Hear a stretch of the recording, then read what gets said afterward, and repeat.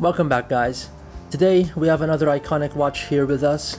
It's filled with history and military heritage. The original Marathon Gallet & Co. Navigator from the Gulf War, also codenamed as Operation Desert Storm. Notwithstanding the events that occurred, that is one heck of a mission code name. Marathon is a Canadian watch manufacturer with an extensive history with strict watch characteristics that are military specified. In short, mil-spec. If you want to know more about Marathon, I'll leave a link on my watch review with the Marathon GGW113 as I briefly discuss the history of Marathon. For this video, let's focus on this Navigator pilot's watch. This watch was produced for US Air Force pilots during the Gulf War from January 17, 1991 to February 28, 1991. This operation was known as the combat phase, as from August 2, 1990 to January 17, 1991 was Operation Desert Shield, which the USSR supplied their Vostok watches, which is also another completely fascinating watch in itself, but that is a video for another time. Now this Marathon watch has an asymmetrical case shape, which looks kinda weird at first, but the longer I looked at it, the more I appreciate the design of this watch. About a year and a half ago, Marathon released a newer steel version of this watch, similar to this one, since the modern reissues were typically fiber shell cases. This was also similarly spec'd to the Benrus Type 2. I'll put a picture of the watch right here. Overall, just a solid looking military watch. It has an acrylic crystal which can easily be renewed with a poly watch, a screw down crown with a waterproof of about 60 meters, 12-hour bezel, bi-directional,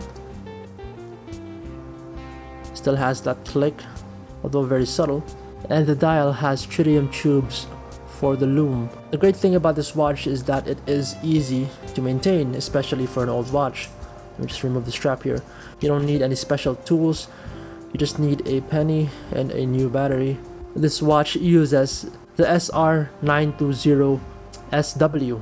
So far the condition of this watch is fair. There is some paint damage there on the 6 o'clock, and I'm not sure how that occurs, but overall there's no sign of water damage or anything since it has a screw down crown, and I have personally tested it. There is also a gasket when I remove the battery there, so that it is water sealed to prevent any potential water damage.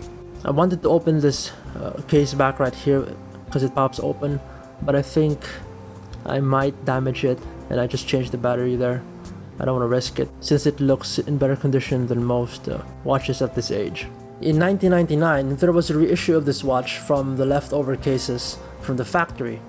A few distinct features to know on whether your watch is the original or the 1999 reissue is that the 12 o'clock tritium tube is surrounded by an orange outline, and also the crown is a bit smaller compared to the original. The original has a bigger, wider crown, much easier to grip, I presume. With regards to the differences within the movement of the watch, it uses a better grade quartz with gold plating. The original also has a hacking function, as when I pull the crown, the second hand stops.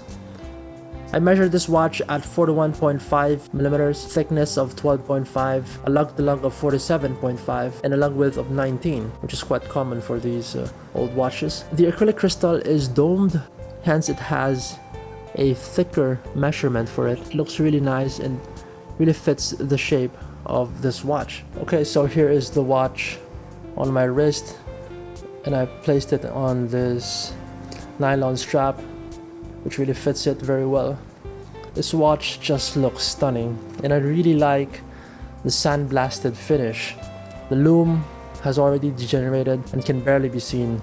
The wrist presence of the watch is just wonderful, and also with this nylon strap it looks even better. The newer Navigator has a much better movement than a sapphire crystal with a date window, but this original one just can't be beaten.